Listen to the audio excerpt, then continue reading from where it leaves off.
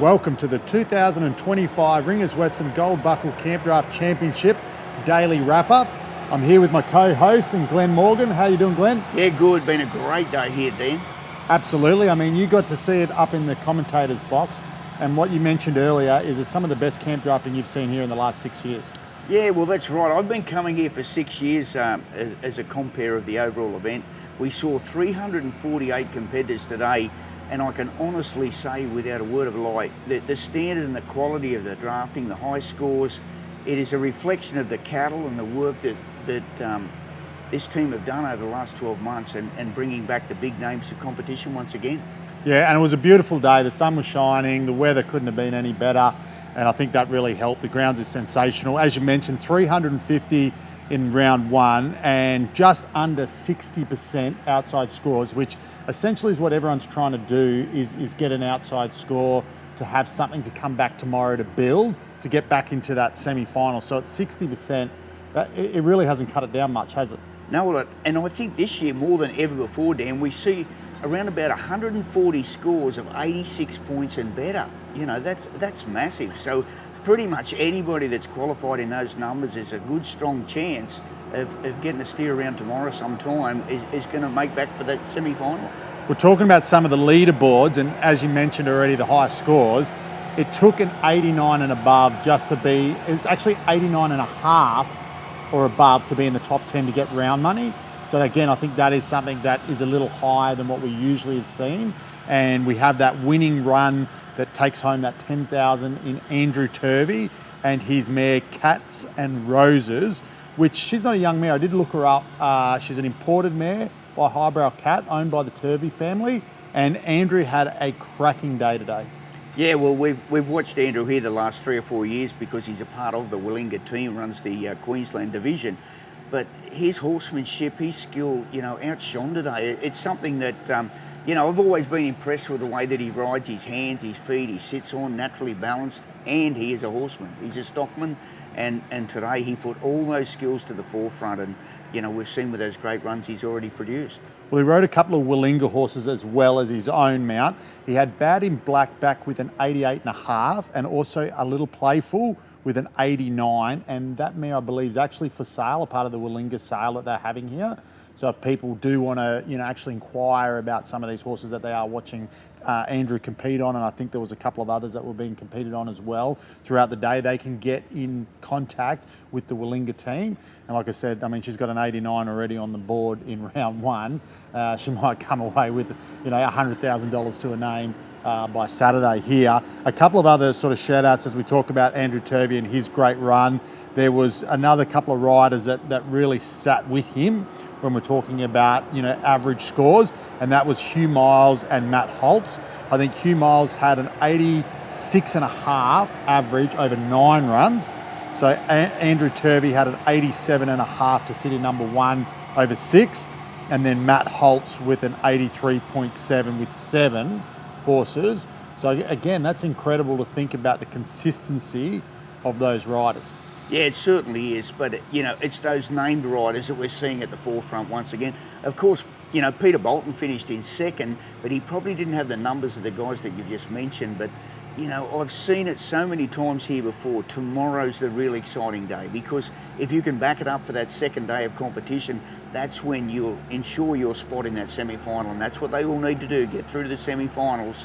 And tomorrow's the day that they need to step up and back up that first round score. Yeah, and just to mention that to the viewers too, when we talk about those average scores, that they have to have a minimum of 6. So there might have been a couple there that might have been a bit high, but they just didn't fit that 6 criteria.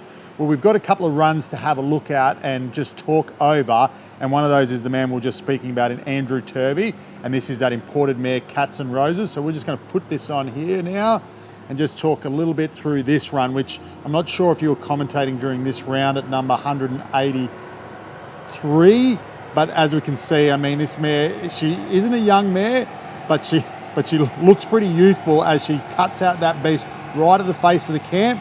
Beautiful check as she comes out, and right here I think he knows he's about in for a pretty good round as this little black heifer has the tail up and is running true.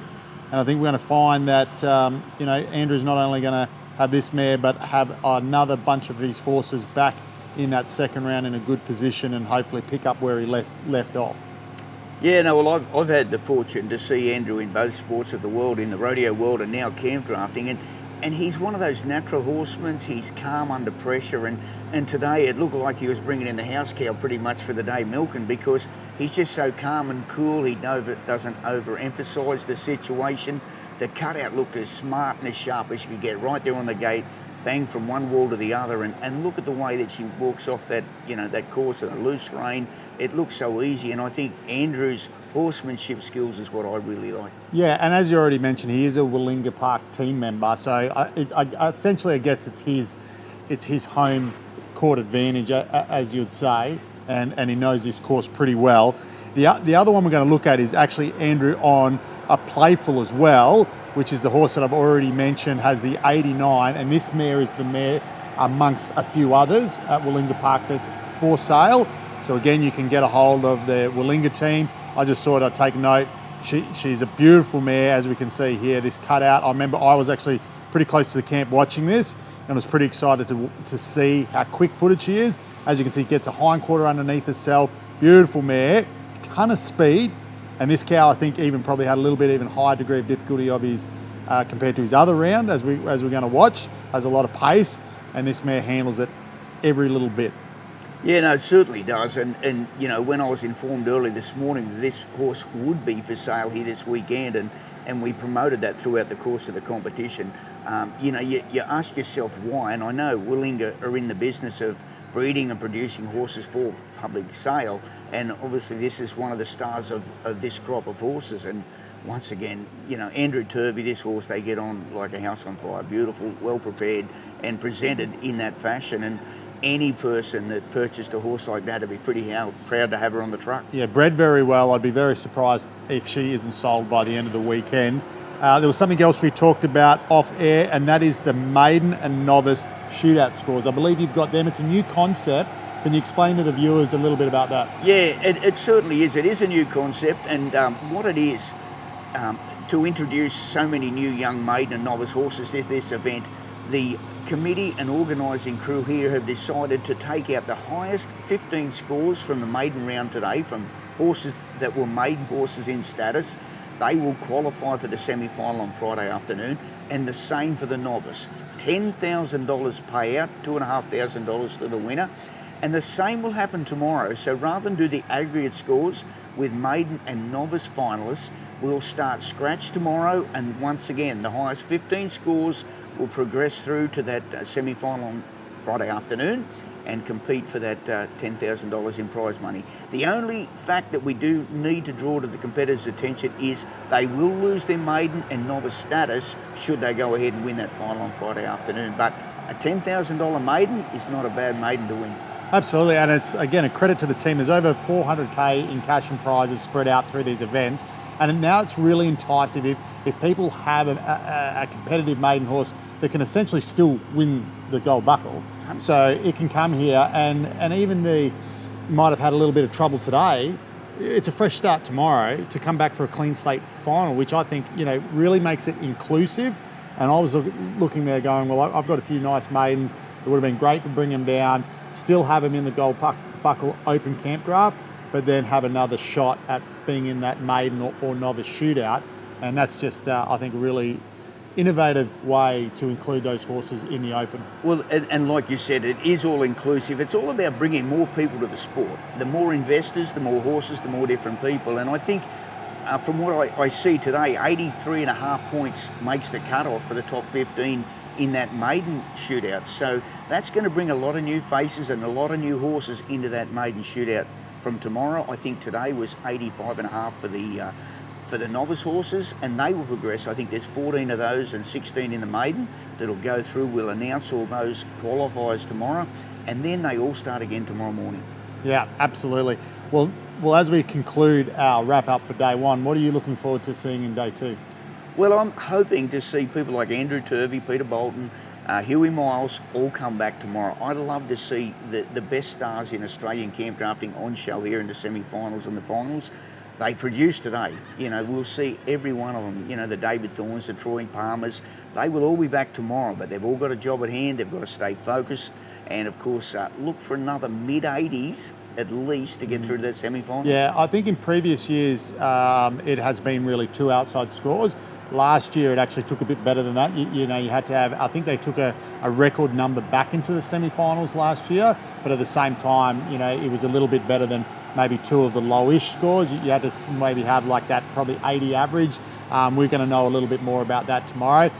Also, hopefully there's no commentator curse, because we talk about these leaders of day one, we can be talking about leaders on day 2, but then when it comes to the semi-final, it's clean slate, and it could be some of these jockeys that we're not featuring at all in the wrap-ups because they might not be on the leaderboards, and they actually come home on that championship Saturday, and they might be $100,000 richer. Oh, absolutely. We've seen it in the past. You know, people like Matty Holtz just flies under the radar in the qualifying rounds, and he's done it the last 2 years. Champion. You bet. Last 2 years, he hasn't got all the attention in the qualifying rounds. However, he slides into that elimination round, gets into the grand final, and that's when he produces big numbers. And that's what we may see again. But I've got a funny feeling it's going to be, you know, those elite guys that have done so well today. If they cattle run well tomorrow, good scores again, we're going to see quite a few of those names we're familiar with. Yeah, they did seem to have their eye in him. We did catch up last year with the wrap-up with Matt Holtz, and he did mention,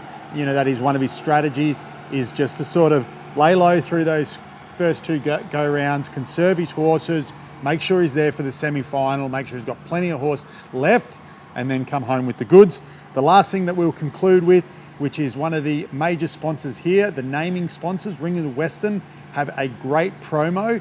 So if you're watching there online, you want to do a little bit of shopping, 25% off your order. All you need to do is put in the promo code Willinga, all capitals, Willinga Park 25, and that will give you a 25% discount. We will see you here for day 2 of the Daily Wrap Up.